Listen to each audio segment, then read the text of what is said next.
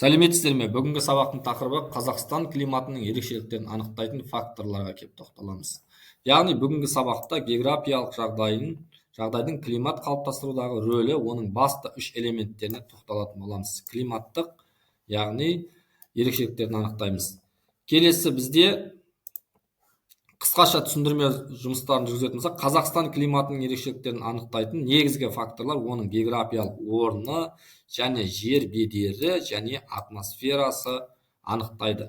Қазақстанның Евразия материгінің дәл ортасында мұхиттар мен теңіздерден алыс орналасқандықтан аумаққа ылғал аз түседі және климат шұғыл континенттік сипат алады. Бұл дегеніміз жазда ауа температурасы өте жоғары болып, қыста керісінше қатты суық орындайды. Температураның жылдық несі кейде 40-50 градусқа дейін жетеді. Солтүстікте ұзақ әрі суық қыс болса, оңтүстікте қыс жұмсақ әрі қысқа болады. Елдің жер бедерінде климатқа айтарлықтай әсер етеді. Қазақстан аумағының басым бөлігі жазық болғандықтан ауа массалары еркін қозғалып, температура мен желдің ауасы жиі байқалады. Мысалы, біз байқаймыз, ал Алтай, Тянь-Шань және Жоңғар Алатау сияқты таулы өңірлерде ауа ағымдарының өтуіне кедергі келтіріп, жауын-шашынның азаюына немесе көбеюіне әсер етіп тұрады. Түсіндірме бойынша бізде келесі Қазақстан климатының тым континенттік болып қалыптасуына негізгі себеп неде деп саналады.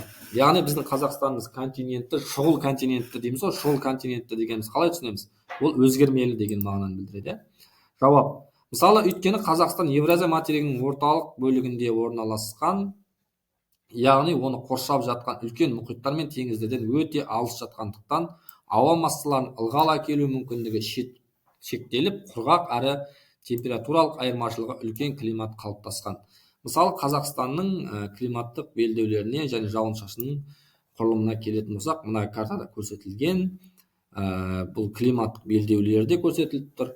Келесі бізде жер бедерінің климатқа әсері қалай байқалады? Жер бедерінің сұрақ жауабы: таулы аймақтарда биіктік артқан сайын ауа температурасы төмендеп, жауын-шашын мөлшері көбейеді. Ал жазық және бізде ойпат өңірлерде күн ыстық әрі құрғақ болып, температура айырмашылығы өте үлкен болып келеді. Бұл ел аумағында климаттың алуан түрлілігін арттырады. Сонымен қатар біз таулы аймақтарға келетін болсақ, ол не үшін өзгереді? Өйткені әрбір 100 см сайын биіктікке көтерілгенде температура орта есеппен 0,6 градусқа дейін төмендеп отырады.